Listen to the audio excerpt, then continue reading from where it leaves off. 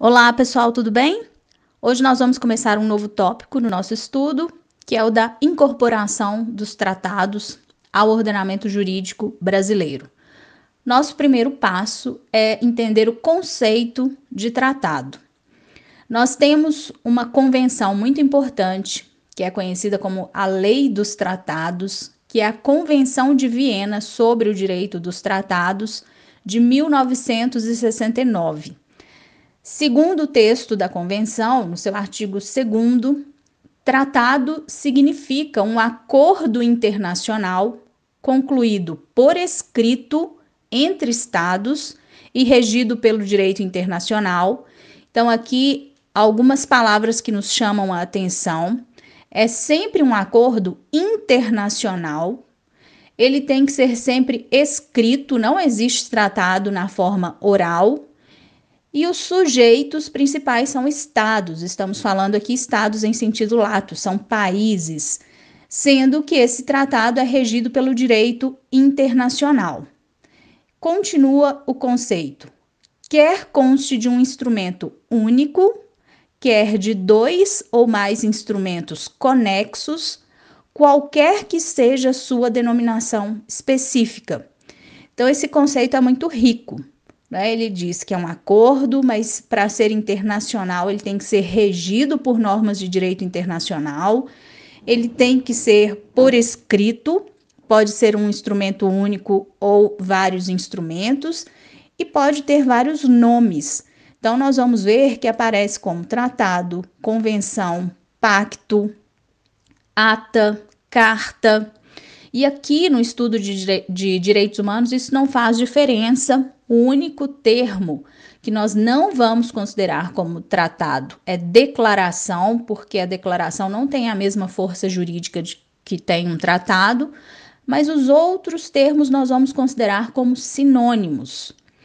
E os tratados não são a única fonte do direito internacional, mas ainda hoje, sem dúvida, é a fonte mais importante, até pela segurança jurídica que traz.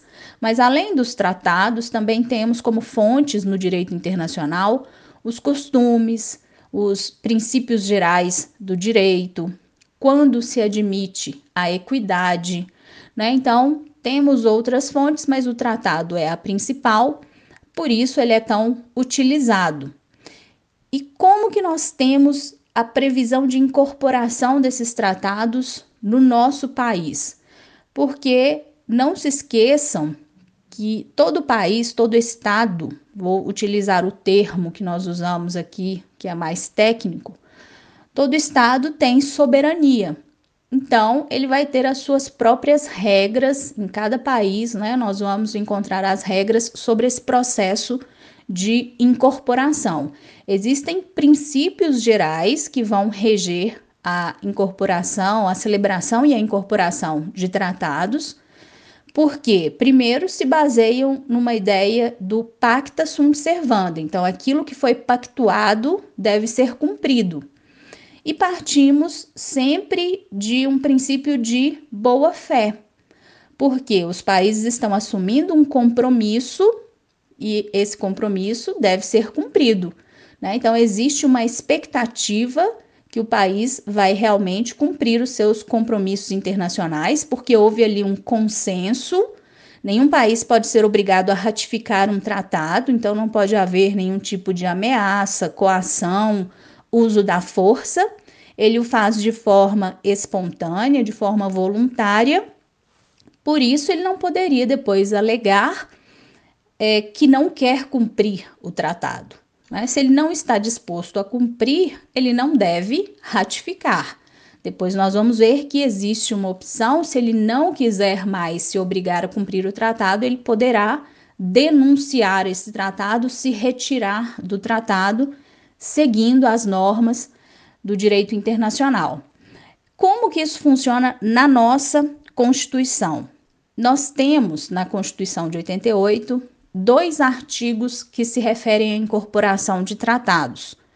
Então, lá no artigo 84, inciso 8º, está previsto que compete privativamente ao presidente da República celebrar tratados, convenções e atos internacionais sujeitos a referendo do Congresso Nacional. Ou seja, a competência inicial é do presidente, mas o Congresso Nacional tem que referendar esses tratados, essas convenções.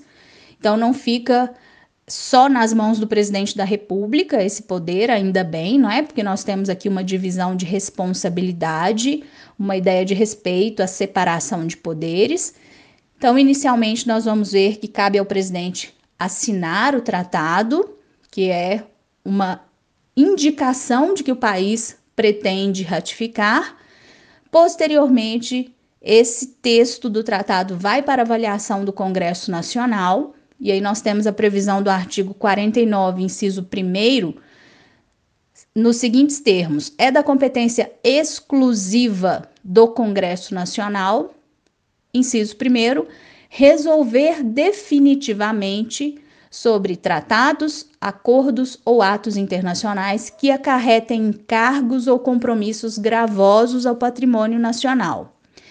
Esses artigos já apareceram em questões de direitos humanos, tá?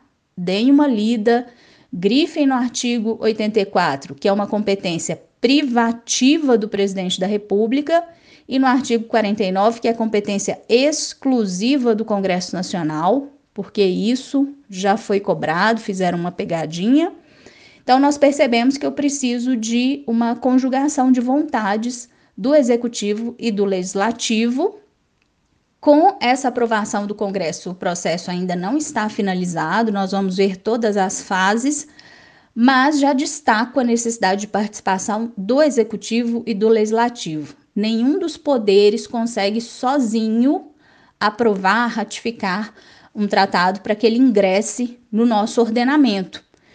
Então, nós vamos ver o passo a passo, dependendo do status desse tratado, que nós vamos perceber aqui no nosso estudo, que ele pode ter status diferente, especialmente depois da emenda 45 de 2004, mas inicialmente é importante que vocês entendam que um tratado ele se parece muito com um contrato do nosso direito interno, né? Então, temos requisitos a serem observados, temos a ideia do consenso, da espontaneidade, da proibição de qualquer tipo de coação em respeito à autonomia da vontade. Então, imaginem isso, que um tratado é como se fosse a celebração de um contrato na esfera internacional, e não são só estados que celebram tratados, existe uma convenção mais moderna que inclui também as organizações internacionais, mas isso só é importante em provas que caia direito internacional público. Para nós, em direitos humanos, nós vamos entender que um tratado é um acordo formal, ou seja, por escrito, entre estados, regido por normas de direito internacional, que pode ter várias denominações e pode constar de um ou de vários instrumentos. Então, tenham em mente esse conceito e vou colocar aí para vocês os artigos da nossa Constituição que se referem à incorporação de tratados. Amanhã nós vamos continuar falando das possibilidades de ingresso desse tratado no nosso ordenamento jurídico, tá bom? Então, bons estudos para vocês, até amanhã.